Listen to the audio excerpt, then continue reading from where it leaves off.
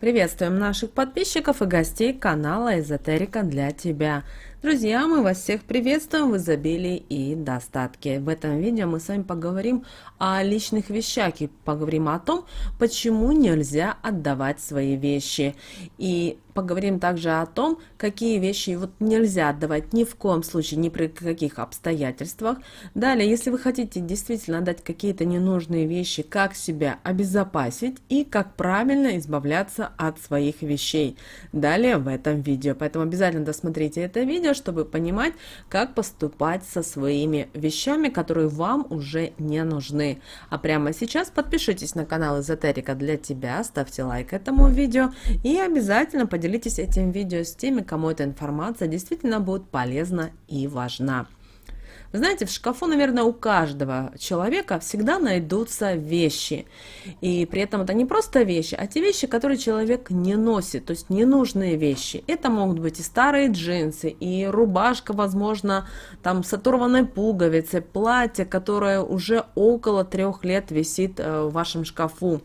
Потому что оно или стало велико, или мало, или оно вообще вам не нравится. Но вы знаете, в старину люди не отдавали свои поношенные вещи, жертвовали только ту одежду и обувь, которых уже именно умерших людей. Потому что в старину люди верили в следующее, что отдавая свою одежду и обувь, человек таким образом утрачивает часть жизненной энергии, передает ее тем, кто в ней больше нуждается, а значит, может и сам заболеть или потерять душевное здоровье и ослабеть умом.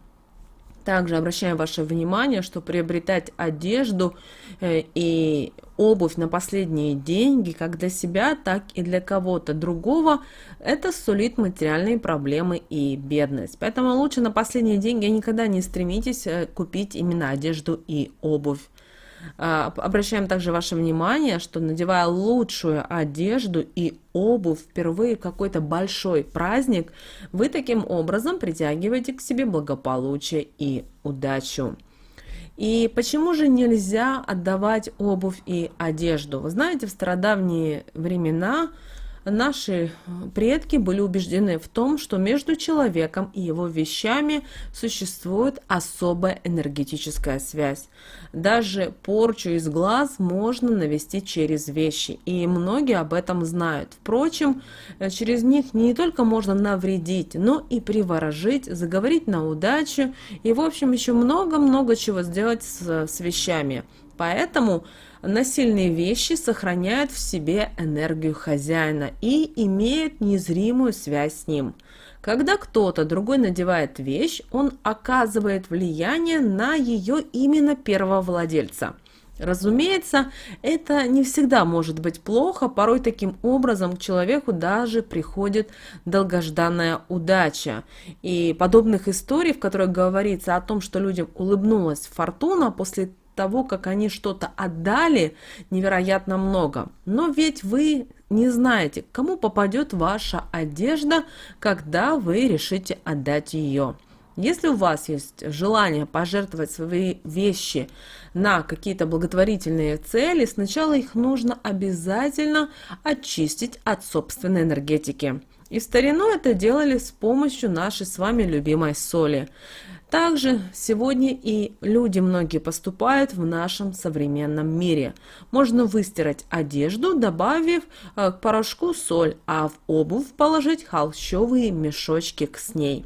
Обуви уделяйте особое внимание, потому что согласно большинству эзотерических практик, через ступни ног проходит около 80 энергетических каналов. Соответственно, именно туфли, кроссовки, сапоги и прочая обувь имеет наиболее тесную и прочную энергетическую связь с человеком.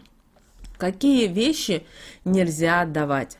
Вы знаете, не только одежду и обувь не следует просто так отдавать другим людям. Энергетической связью с владельцем обладают и многие другие вещи. Поэтому нельзя так просто жертвовать. Вот прямо сейчас себе запишите или запомните, нельзя отдавать матрасы, пледы, постельное белье, одеяло, подушки.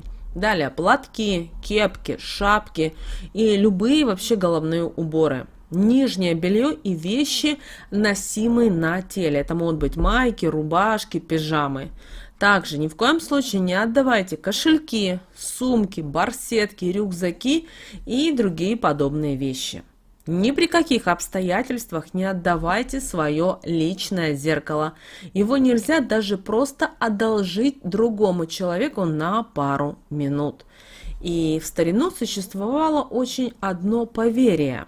Если человек заболевал, близкие брали его рубашку, уезжали подальше от дома в праздничный день или во время ярмарок и отдавали эту вещь какому-либо нищему. Либо же оставляли в приюте или в больнице. И таким образом люди передавали болячку своего родственника постороннему человеку. Поэтому следует с опасением относиться к приобретению и ношению вещей, уже побывавших в употреблении. Ну а как же тогда себя обезопасить при передаче ненужных вещей? Вы знаете, но даже для самой страшной и правдивой приметы существует ряд действий, которые помогут нам предотвратить негативные последствия. И не обязательно для этого проводить какие-то серьезные обряды очищения. Например, если вы отдаете свою одежду близким людям, родственникам, друзьям, то в таком случае попросите символическую монету, как будто вы продаете вещи, и тогда вам ни одно суеверие не страшно. Еще перед тем, как передать платье и штаны, постирайте их с мылом и солью. Соль всю энергию смоет, и переживать будет не о чем. Когда отдаете свою вещь, ни в коем случае не жалейте. Просто отпустите мысленно и убедите себя в правильности решения. В таком случае она также, эта вещь, никому вреда не нанесет. Как же правильно избавляться от ненужной одежды? А такое в нашей жизни бывает. Когда мы раз в год, особенно перед Новым годом, любим перебирать вещи в доме. И это относится и к одежде в наших шкафах. И таким образом дом очищается от застоявшейся энергии, от негативных мыслей, от злости, от зависти. И если вы приняли решение провести ревизию в своем шкафу, будет правильнее расстаться с одеждой совсем. То есть никому не отдавать, самим не носить, не хранить, а избавиться от нее.